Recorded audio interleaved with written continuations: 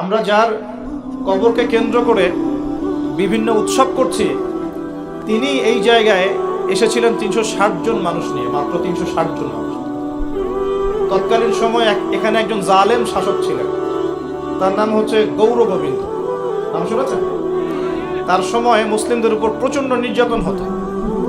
এক ব্যক্তির সন্তান জন্ম হওয়ার ঘটনায় সে গরু করে মানুষকে খাওয়াতে চেয়েছিল, এতে করে তার সন্তানকে তার চোখের সামনে মেরে ফেলা হয়েছে।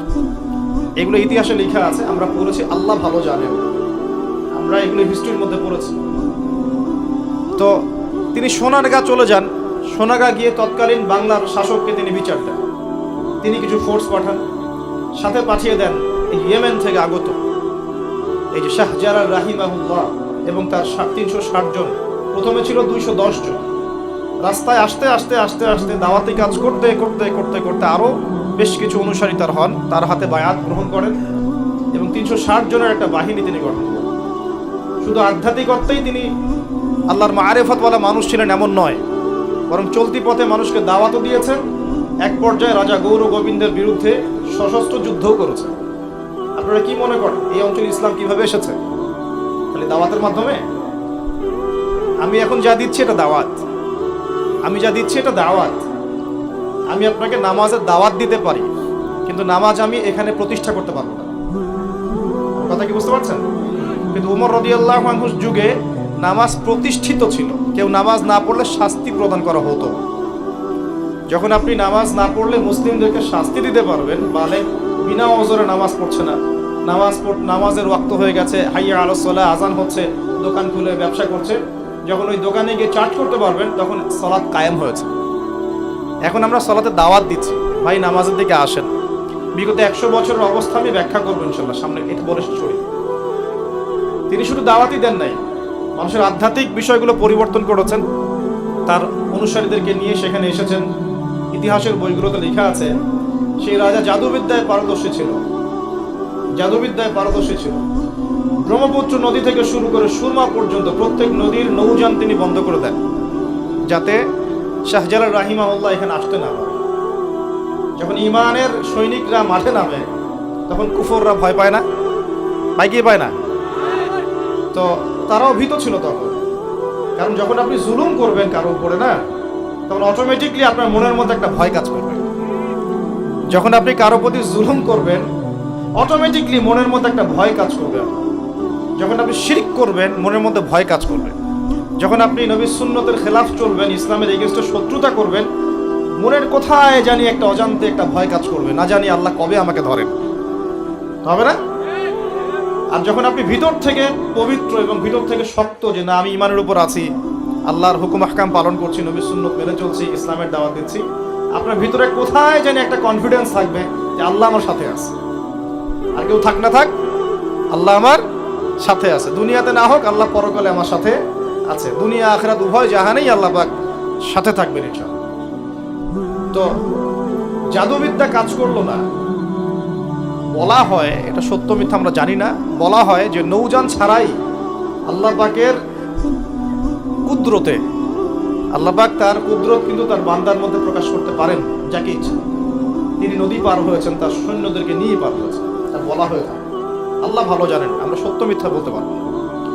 এরপরে এখানে সর্বশেষ যেটা পদক্ষেপ নেওয়া হয়েছিল, লোহা দিয়ে জাদু করা হয়েছে, শিল দিয়ে জাদু করা হয়েছে। এই শিলের জাদু কে ভাঙতে পারবে, এই কথা শাহজালাল রাহিমাহুল্লাহ তার অনুসারীদেরকে বলছিলেন যে তোমাদের মধ্যে যে ব্যক্তি ফজরের নামাজ কোনোদিন কাজা করো নাই, সে উঠে আজান দিলে ইনশাআল্লাহ আল্লাহ পাক এই জাদু নষ্ট করবে। বুরহানুদ্দিন নামক একজন ব্যক্তি, তিনি দাঁড়িয়ে বলেন যে আমি কোনোদিন ফজরের নামাজ কাজা করি না। চিন্তা করতে পারেন,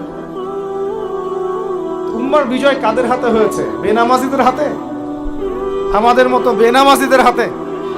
আমরা যারা পর্দা করি না আমাদের হাতে, আমরা যারা সুদ খাই আমাদের হাতে, আমরা যারা ব্যভিচার করছি, পরকিয়া করছি, জেনা করছি, মাদক খাচ্ছি, এই তরুণ সমাজ, আমাদের হাতে কি উম্মার বিজয় হবে?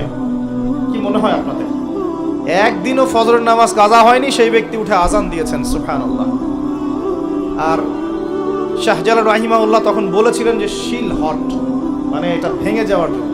এই শিল এবং হট একত্রিত হয়ে পরবর্তীতে আস্তে আস্তে সিলেট নামটা হয়েছে।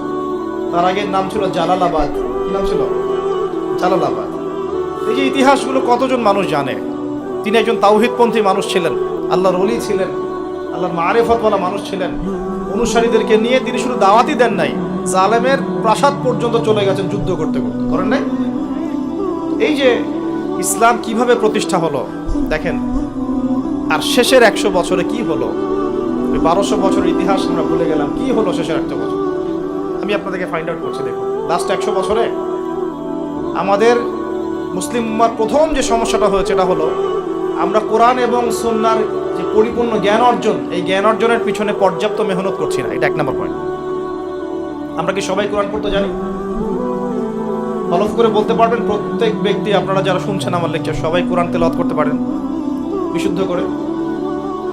তারপরে যদি জিজ্ঞাসা করি আমরা কতজন কোরআনের অন্তত একটা পারা মুখস্থ করেছি, হাত উঁচু করতে পারবেন? তারপর যদি প্রশ্ন করি আমাদের মধ্যে কতজন জীবনে একটা বার, অন্তত একটা বার আলিফ লাম মিম থেকে মিনাল জিন্নাতি ওয়ান নাস পর্যন্ত অর্থ সহ পড়েছি, অন্তত একবার আল্লাহর কিতাব, হাত উঁচু করতে পারবেন? আমাকে উত্তর দেন। তাহলে বিগত 100 বছর উম্মার অবস্থা এমন হবে না কেন? আমরা এমন একটা জায়গায় বসে আছি যে আমরা সবাই নবীর সুন্নত অনুযায়ী দাঁড়িয়েও রাখছি না। এটা তো একটা সুন্নত আমল। জীবনের প্রত্যেক ক্ষেত্রে সুন্নতের কথাই বলছি না, নিজের দেহের কথাই বলছি, সেখানেও আমরা পিছিয়ে পড়ছি। তাহলে আমি উঁচু লেভেলের কথাবার্তা কিভাবেই বলতে পারি? তখন নিজেকে আরো গুটিয়ে নিলাম, নিয়ে আবার প্রাথমিক অবস্থা থেকে আলোচনা করা শুরু করলাম। সালাত কেন্দ্রিক, পড়াশোনা কেন্দ্রিক, যাকাত কেন্দ্রিক, সাওম কেন্দ্রিক, শিরক, তাওহীদ, আকীদা, ঈমান, সুন্নাত এগুলো কেন্দ্রিক। এই মাহফিলের সিজনে আমি এগুলোই বলেছি, এর বাইরে কিছু বলিই নি এখন। কারণ মনে করছি যে এগুলো বলার মতো পরিবেশ নাই। আমাদের সবার আগে দরকার জ্ঞানের বিপ্লব। সর্বপ্রথম যেটা প্রয়োজন এই উম্মার, সেটা হলো জ্ঞানের বিপ্লব। প্রত্যেক ব্যক্তিকে আল কোরআন তেলাওয়াত করা শিখতে হবে আগে। ওয়াদা করেন, রাজি আছেন কিনা? প্রত্যেক ব্যক্তিকে আল কোরআনুল কারীম বিশুদ্ধ করে তেলাওয়াত করা শিখতে হবে আগে, ইনশাআল্লাহ। ইনশাআল্লাহ যদি আমি আগামী বছর আসি, আমি 5টা কাজ আপনাদেরকে দিয়ে যাচ্ছি। আগামী বছর এসে 5টা কাজ আগে নিব, তারপর আলোচনা হবে। 1 নাম্বার, সবাইকে বিশুদ্ধ কোরআন তেলাওয়াত করা শিখতে হবে, 1 নাম্বার। 2 নাম্বার, অন্তত একবার আলিফ লাম মিম থেকে মিনাল জিন্নাতি ওয়ান নাস পর্যন্ত এই 30 পারা কোরআন অর্থ সহ অন্তত একটা বার পড়ে দেখতে হবে 1 বছরে। পারবেন? আমি হিসাব করে দেখেছি, যদি প্রত্যেক দিন আপনি 20টা করে আয়াত তেলাওয়াত করতে পারেন এবং 20টা আয়াতের অর্থ পড়তে পারেন, আপনি 1 বছরে আল কোরআন শুরু থেকে শেষ পর্যন্ত অর্থ সহ পড়তে পারবেন। দৈনিক 20টা আয়াত পড়া খুব কঠিন। প্রত্যেক ফরজ নামাজের পরে যদি 4টা করে আয়াত পড়েন, তাও 16টা আয়াত হয়, 20টা আয়াত হয়, সরি। 5 ওয়াক্ত ফরজ সালাতের পরে যদি আমরা 4টা করে আয়াত তেলাওয়াত করি, যে কোনো 4টা আয়াত একদম শুরু থেকে নিয়ে 4টা করে আয়াত পড়ি এবং অর্থগুলো পড়ি, 5 ওয়াক্ত নামাজ শেষে আমরা 20টা আয়াত তেলাওয়াত করে ফেলব। খুব কঠিন। 2 নম্বর কাজ। 3 নম্বর হচ্ছে আমাদের প্রিয় নবী মুহাম্মদুর রাসূলুল্লাহ সাল্লাল্লাহু আলাইহি ওয়াসাল্লামের জীবনী গ্রন্থ অন্তত একটা বার 1 বছরে পড়ে দেখতে হবে। পারা যাবে ইনশাআল্লাহ? একটা বইয়ের নাম বলে দেব, আর রাহিকুল মাকতুম। কি নাম? আর রাহিকুল মাকতুম। যদি বই কিনতে না পারেন, সামর্থ্য না থাকে, আমাকে বলেন, কিনে দেব ইনশাআল্লাহ। প্রয়োজনে আমরাই কিনে দেব, তাও পড়েন। আর রাহিকুল মাকতুম এই বইটা হচ্ছে 1182টা বইয়ের মধ্যে প্রথম পুরস্কার প্রাপ্ত বই। লেখক হচ্ছেন আল্লামা সফিউর রহমান মুবারকপুরী রাহিমাহুল্লাহ। বিগত 100 বছরে আমরা কি করেছি এই জায়গাটা একটু দেখেন। প্রথমত আমরা দিনের বেসিক যে পড়াশোনার জ্ঞান অর্জন, এই জ্ঞান অর্জন থেকে আমরা মোটামুটি পিছিয়ে যাচ্ছি। আমরা মনে করছি যে এগুলো আলেম ওলামাদেরই কাজ, দায়ীদের, বক্তাদের, তাদেরই কাজ দিনকে নিয়ে ফিকির করা, আমাদের কোনো দায়িত্ব নাই। এটা কি ঠিক হবে? এই দিন কি আমাদের সবার না? বাংলাদেশ একটা রাষ্ট্র। বাংলাদেশ রাষ্ট্রটা কি শুধু পলিটিশিয়ানদের দ্বারাই টিকে থাকে? এখানে সাধারণ জনগণ আছে, পুলিশ প্রশাসন আছে, যুবক যুবতী আছে, শিশুরা আছে, বিভিন্ন অর্থনৈতিক সেক্টরে মানুষ আছে, ফাইন্যান্সের ক্ষেত্রে মানুষ আছে, মিলস, ইন্ডাস্ট্রিজ, ফ্যাক্টরিজ আছে, অনেক কিছু আছে। সব কিছু মিলেই কি একটা জাতি না? এখন যদি মনে একটা অংশের মানুষ দায়িত্ব ছেড়ে দেয়, শুধু প্রশাসন বলে যে আমরা দায়িত্ব পালন করবো না, আপনারা বোঝেন, তাহলে এই পুরো দেশের সিস্টেমটা কলাপস করবে না? শুধু ব্যাংকিং সিস্টেমের মানুষরা যদি বলে আমরা আর ব্যাংক চালাবো না, আপনারা চালান, যা করেন করেন, এই দেশের ইকোনমিক সেকশনটা কলাপস করবে না? যদি ব্যবসায়ীরা বলে আমরা কোনো ব্যবসা করবো না, শুধু এই যে এক্সপোর্ট ইম্পোর্ট অথবা এই যে ট্রানজাকশন, মানে বাস ট্রাক যেটা আমরা বলি, শ্রমিক, মোটর শ্রমিক, তারাই যদি বলে আমরা আর গাড়ি ঘোড়া চালাবো না, জনগণ ভোগান্তিতে পড়বে না? একটা রাষ্ট্র বলেন, সমাজ বলেন, উম্মা বলেন, টিকে থাকে সবার প্রচেষ্টার উপরে। সবাই যখন যার যার জায়গা থেকে তার দায়িত্ব পালন করে, তখন সে রাষ্ট্রের বিজয় কেউ ঠেকাতে পারে? কেউ পারবে না। একই জিনিস উম্মার ক্ষেত্রেও। আমরা যদি মনে করি যে আমরা এটা আলেম ওলামাদেরই কাজ, হ্যাঁ, হাফেজে কোরআন তারাই কোরআন চর্চা করবে, যিনি মুফতি মুহাদ্দিস তারাই ইসলাম নিয়ে পড়ে থাকবে, আমরা কিছু জানি না, তাহলে সমস্যা। আমাদের বেসিক জ্ঞান সবাইকে অর্জন করা উচিত। রাসূল সাল্লাল্লাহু আলাইহি ওয়াসাল্লাম বলেছেন, তালাবুল ইলমি ফরিদা আলা কুল্লি মুসলিম। প্রত্যেক মুসলমানের উপরে দ্বীনের জ্ঞান অর্জন করাটা ফরজ করা হয়েছে। আমরা কি পড়াশোনা করবো ইনশাআল্লাহ? একটু বেসিক পড়াশোনা করবেন, কোরআন পড়াটা শিখুন। অন্ততপক্ষে নবী সাল্লাল্লাহু আলাইহি ওয়াসাল্লামের 40টা হাদিস মুখস্থ করেন। বেসিক কিতাবগুলো পড়েন, যেমন রিয়াদুস সালেহিন, বুলুগুল মারাম, মিশকাতুল মাসাবি, হাদিসে আরবাঈন, ফয়জুল কালাম, বেসিক বইগুলো একটু পড়ার চেষ্টা করেন। নবীর সিরাতগুলো পড়েন, ইসলামের ইতিহাসগুলো পড়েন, আকীদার বইগুলো পড়েন। এরপরে আপনি কোনো মাসআলায় ঠেকে গেলে ইমাম সাহেব আছেন, আলেম আছেন, মুহাদ্দিস আছেন, মুফতিরা আছেন, তাদেরকে জিজ্ঞাসা করবেন এবং তাদের সাথে পরামর্শ না করে দিন পালন করবেন না, অবশ্যই পরামর্শ করবেন। আল্লাহ পাক তৌফিক এনায়েত করুন। কাজ দিয়ে যাচ্ছি, কোরআন তেলাওয়াত শিখতে হবে, নবীর জীবনে একবার পড়তে হবে, একবার টপ টু বটম কোরআনের অর্থ পড়বেন। আরেকটা কাজ দিব, সেটা হলো নবী সাল্লাল্লাহু আলাইহি ওয়াসাল্লামের 40 হাদিস কমপক্ষে মুখস্থ করতে হবে। পারা যাবে ইনশাআল্লাহ? 1 বছর সময় থাকলো, পারবেন তো ইনশাআল্লাহ?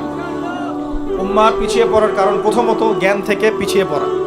শুধু এই জ্ঞান নয়, আমরা কিন্তু অনেক ক্ষেত্রে বিশ্বে যে জ্ঞানগুলো মানে প্রয়োজন হচ্ছে, যেমন আইসিটি, আপনার medical science, engineering, philosophy, economics, geopolitics, যে বিশ্বকে ডিল করতে যে জ্ঞানগুলো দরকার, এই জ্ঞানগুলো অর্জনের ক্ষেত্রেও কিন্তু আমরা অনেকে পিছিয়ে পড়ছি না? পড়ছি কি না? একজন ইমাম সাহেব কেন জানবেন না যে ওয়ার্ল্ডে কি হচ্ছে? জানা উচিত কিনা?